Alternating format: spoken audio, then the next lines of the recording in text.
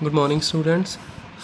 This is Raj Brinder from Karnanu Public Senior Secondary School, Raiya. ਬੱਚਿਓ ਆਪਾਂ chemistry ਦਾ unit ਇਲੈਕਟ੍ਰੋਕੈਮਿਸਟਰੀ ਕਰਦੇ ਪਏ ਆ +2 ਕਲਾਸ ਦਾ।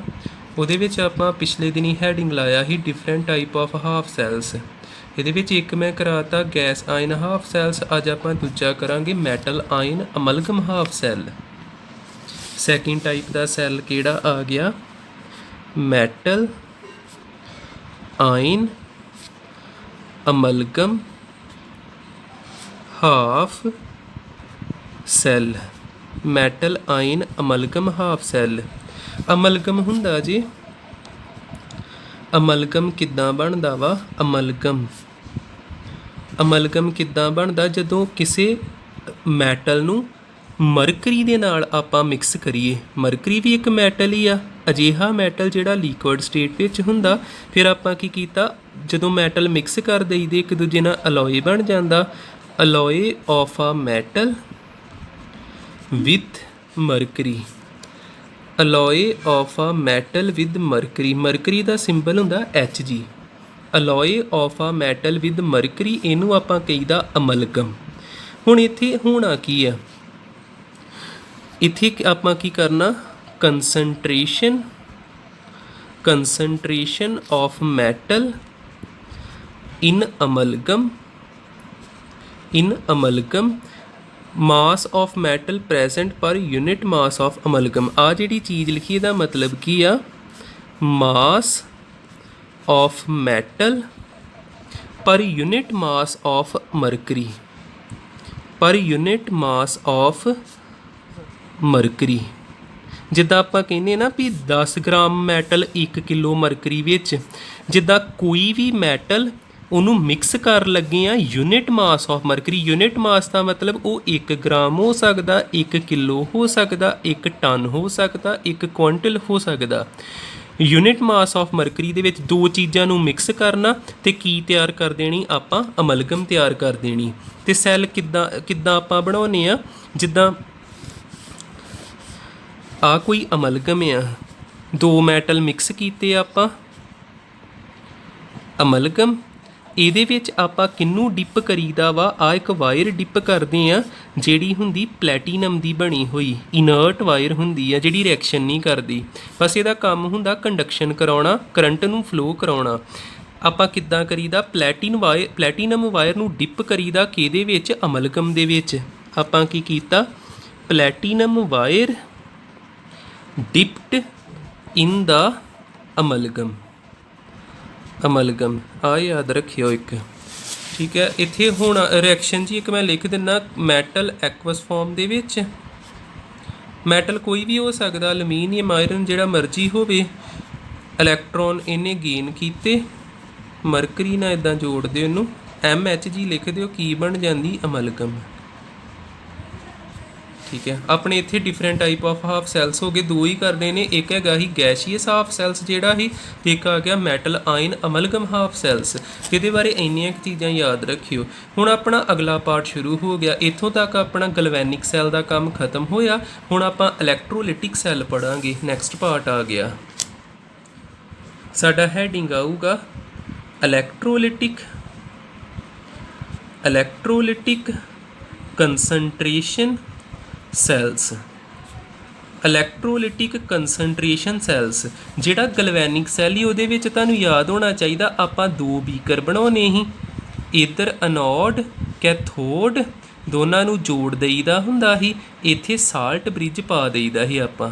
ਇਸ ਤਰ੍ਹਾਂ ਦੀ ਚੀਜ਼ ਆਪਾਂ ਕਰ ਚੁੱਕੇ ਹਾਂ। ਇਹ ਕਿਹੜਾ ਹੀ? ਗਲਵੈਨਿਕ ਸੈੱਲ ਜਾਂ ਇਲੈਕਟ੍ਰੋਕੈਮੀਕਲ ਸੈੱਲ। ਇਹ ਆਪਾਂ ਪੜ੍ਹ ਚੁੱਕੇ। ਪਰ ਹੁਣ ਆਪਣਾ ਪਾਰਟ ਕਿਹੜਾ ਆ ਗਿਆ? ਇਲੈਕਟ੍ਰੋਲਿਟਿਕ ਕੰਸਨਟ੍ਰੇਸ਼ਨ ਸੈੱਲ। ਇਹਦੇ ਵਿੱਚ ਕੀ ਹੁੰਦਾ? ਇੱਥੇ ਕਿੰਨੇ ਬੀਕਰ ਹੁੰਦੇ ਸੀ? 2। ਇੱਥੇ ਇੱਕੋ ਬੀਕਰ ਹੋਣਾ, ਯਾਦ ਰੱਖ ਲਿਓ। ਇਹਦੇ ਵਿੱਚ ਇੱਕੋ ਬੀਕਰ ਹੋਣਾ। ਇੱਥੇ ਕੀ ਹੁੰਦਾ ਸੀ? ਇੱਕ ਬੀਕਰ ਵਿੱਚ ਅਨੋਡ, ਦੂਜੇ ਬੀਕਰ ਵਿੱਚ ਕੈਥੋਡ। ਇੱਥੇ ਸਿੰਗਲ ਬੀਕਰ ਹੋਣਾ, ਉਹਦੇ ਵਿੱਚ ਹੀ ਅਨੋਡ ਹੋਣੀ, ਉਹਦੇ ਵਿੱਚ ਹੀ ਅਨੋਡ ਹੋਊਗੀ, ਤੇ ਉਹਦੇ ਵਿੱਚ ਹੀ ਕੀ ਪਾਉਣੀ ਆਪਾਂ? ਕੈਥੋਡ।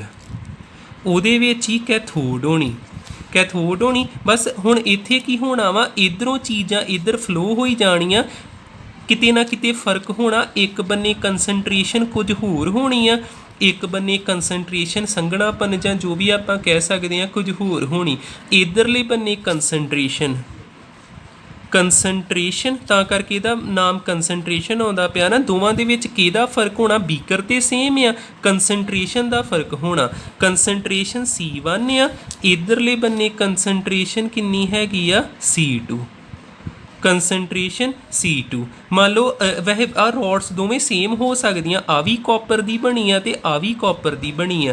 एनोड ते की हुंदा, एनोड ते हुंदा लॉस ऑफ इलैक्ट्रॉन, कैथोड ते की हुंदा गेन ऑफ इलैक्ट्रॉन। मान लो आ हैगी आ कैथोड, कैथोड इत्थे की होना Cu2+, इन्हें 2 इलैक्ट्रॉन गेन करके Cu सॉलिड बन गया।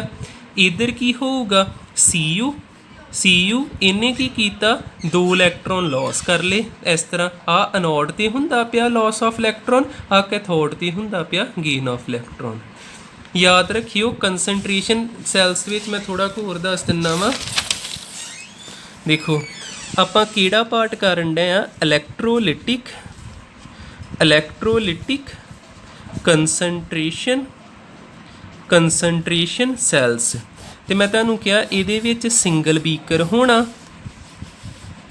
एक सिंगल बीकर दे विच ही दोवें इलैक्ट्रोड पाईयां होणियां, एक एनोड एक कैथोड, इधर कंसनट्रेशन C1 इधर C2।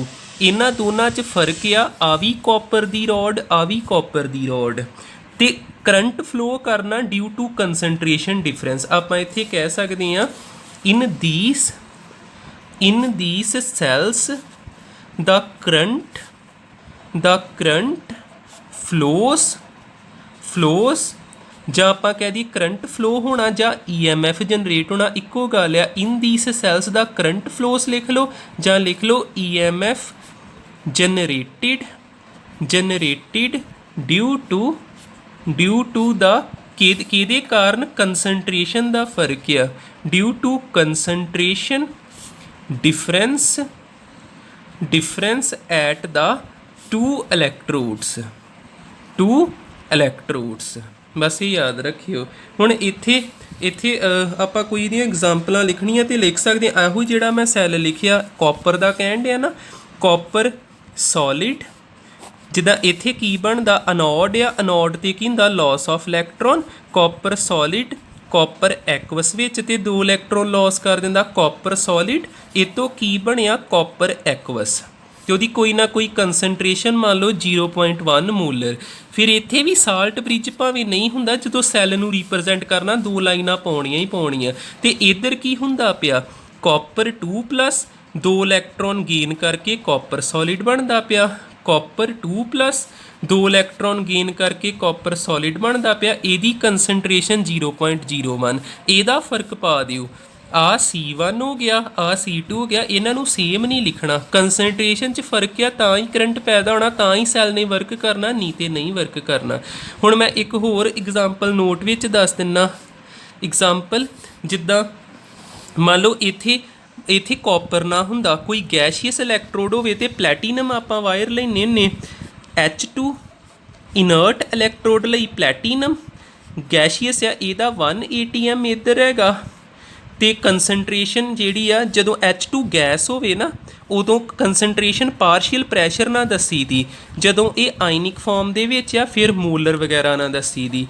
फिर ये H+ इधर इहदे तो इत्थे 2 मोलर, आ फर्क पा दिओ 1 मोलर इधर 2 मोलर, तो इहदा भी फर्क पा दिओ, इत्थे 1 ATM ते इत्थे कुछ लिख दिओ 2 ATM, ते प्लैटीनम दोनों बन्ने लिखी दा, इधर भी लिखना PT इधर भी लिखना PT। ठीक है, आ भी हो गया। हुण देखो अज आपां की कीता, अज आपां कीता अपना एक हाफ सैल रह गया ही अमलगम वाला, वो आपां कंप्लीट कर लिया। अमलगम दे विच याद रख लिओ मरकरी का जिक्र होना ही होना। कोई भी मैटल नूं आपां मिक्स करना वा मरकरी दे नाल ते की बन जाना अमलगम, ते जदों इदां दी चीज़ बन जे ते वायर जिहड़ी आ वो आपां इनर्ट लई प्लैटीनम जिहड़ी रिएक्ट नहीं करती, प्लैटीनम नूं डिप्ट करता अमलगम दे विच, ते एक हाफ सैल तैयार हो गया जिन्हों दूजे किसी हाफ सैल नाल जोड़ के पूरा कंप्लीट गलवैनिक सैल तैयार हो जाऊगा। ते ਬਾਅਦ 'ਚ ਆਪਣਾ ਅੱਜ ਨਵਾਂ ਪਾਰਟ ਸ਼ੁਰੂ ਹੋ ਗਿਆ ਸੀ ਯੂਨਿਟ ਦਾ ਇਲੈਕਟ੍ਰੋਲਿਟਿਕ ਸੈਲਸ।